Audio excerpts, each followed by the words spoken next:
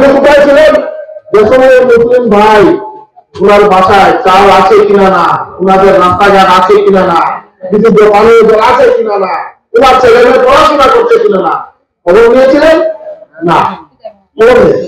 স্বাধীনতার পর ৭০ বছর ধরে সংখ্যালঘুদের সঙ্গে প্রতারণা করে আসছে কংগ্রেস। কংগ্রেসের ভোট ব্যাংক হিসাবে কাজ করে আসলেও ওই সমাজের উন্নয়ন কতটুকু হয়েছে? বিজেপি সরকার বনজ সম্পদ রক্ষা করতে বনাঞ্চল থেকে জবরদখলকারীদের উচ্ছেদ করছে, এটা চলতে থাকবে। বনাঞ্চলে বসবাস করে অন্যদের অসুবিধা সৃষ্টি করলে উচ্ছেদ হবেই। তবে যারা ভূমিহীন তাদেরকে স্বাধীনতার ৭০ বছরে জমির পাট্টা কেন প্রদান করেনি কংগ্রেস? রাতাবাড়ি কাজীর বাজার জিপি পাথারকান্দি বিধানসভা অন্তর্ভুক্তির পর আজ প্রথম ওই এলাকায় এসে এই কথাগুলি বলেন পাথারকান্দির বিধায়ক কৃষ্ণেন্দু পাল। বিধায়ক কৃষ্ণেন্দু পাল প্রাক্তন মন্ত্রী সিদ্দিক আহমদ এবং বদরুদ্দিন আজমলকে এক হাত নিয়ে বলেন, যাদের ভোট নিয়ে রাজনীতি সেই গরিব দুস্থ ভূমিহীন সংখ্যালঘুদের পাট্টা দিতে পারেননি, অথচ নিজেদের হাজার হাজার বিঘা জমির পাট্টা নিয়ে এসেছেন। বিধায়ক বলেন, বিজেপির আমলে ভালো মানুষের ভয়ের কোনো কারণ নেই, যারা অপরাধী তাদেরকে রেয়াত করা হবে না। নিজেদের মোবাইল নম্বর দিয়ে বলেন, এখন আমরা একই পরিবারের লোকজন, আপনাদের সুখে দুঃখে আমাকে পাশে পাবেন। বলেন, বিজেপি আবারও ক্ষমতায় আসছে, যেখানেই ভোট দিন না কেন বিজেপি জয়ী হবে বলে তাৎপর্যপূর্ণ মন্তব্য করেন বিধায়ক কৃষ্ণেন্দু পাল। এদিকে আমরা বেরিয়ে যাবো, আমরা জিতে যাবো, জিতে কি হবে? বিজেপি সরকার আছে, মধ্যপ্রদেশের রেজাল্ট দেখেছেন, ছত্তিশগড়ের রেজাল্ট দেখেছেন, রাজস্থানের রেজাল্ট দেখেছেন। কোন জায়গায় এই বিরোধী দল আছে? কোন জায়গায়? আগামীতে কে আছে? সরকারে কে আছে? কে আসবে? বিজেপি আসবে। কোন সন্দেহ আছে? না, সন্দেহ নেই। সন্দেহ নাই। এইবার 400 অধিক সিট নিয়ে নরেন্দ্র মোদীজি তৃতীয়বারের জন্য প্রধানমন্ত্রী হিসাবে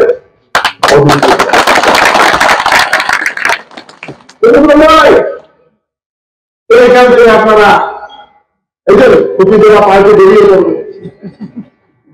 কয়েকদিন আগে একদম দেখলাম নিলামবাজারে 50,000 নাগরিক নিয়ে জনসভা করল, লাস্টে 1,000 অধিক। হ্যাঁ, এই পার্টির নাম নিতে চলছে। ওটা নির্বাচন আসলে এই পার্টিকে পাওয়া যাবে। আরেক পার্টি কংগ্রেস 28 জন এখন পর্যন্ত নমিনেশন দিয়ে দিচ্ছে। কারণ কি? এবার সুযোগ কি মুসলিম কোনটা আছে?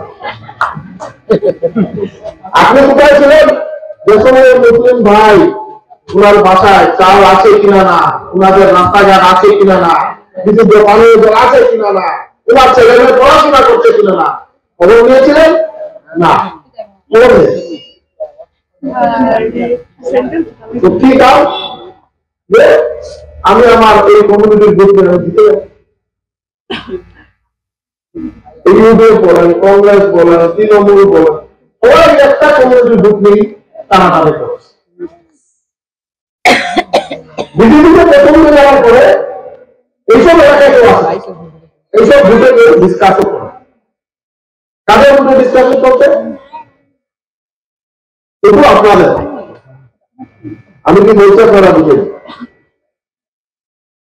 এই গ্রুপে টানাটানি, এইখানে 4 জনের পাওয়া যাবে, থেকে এটা পদ্ম ফুল হয়ে বেরিয়ে আসে। আসবে না? আসবে, আসবে, আসবে। এইখানে যাকেই চাপ দিবে বিজেপির বাইরে, ওটা দিসপুরে গিয়ে পদ্ম ফুল হবে।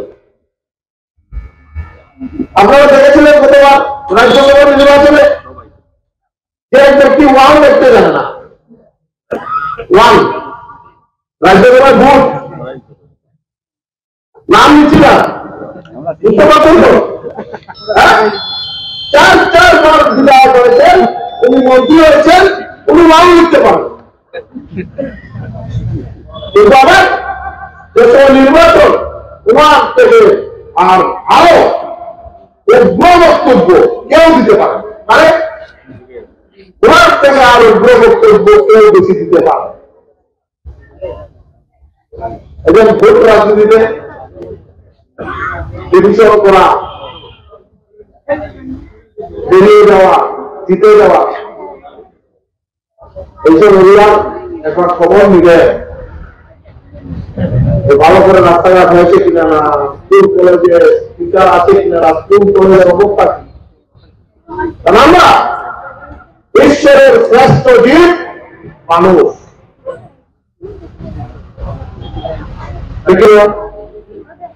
ভগবানের শ্রেষ্ঠ জীব মানুষ। আর মানুষ আমরা এই সমাজে প্রতিষ্ঠিত হতে হবে মেইন ব্যাকবোন, যাকে মেরুদণ্ড বলে, এটা হলো সুশিক্ষা। আজকে যে ক্লাস 9-এ আমার ছোট বোনটি এখানে এসে মানবকে কি সুন্দর পাঠ করে, তার মানে সে যে স্কুলে পড়াশোনা করছে ওই স্কুলের শিক্ষার্থীরা সুন্দরভাবে পড়াশোনা ব্যবস্থা করে যাতে সুন্দরভাবে সমাজে প্রতিষ্ঠা লাভ করে। আমাদের মাননীয় মুখ্যমন্ত্রী ডক্টর হিমন্ত বিশ্ব শর্মা মহাশয় উনি সর্বপ্রথমে সব থেকে বেশি যদি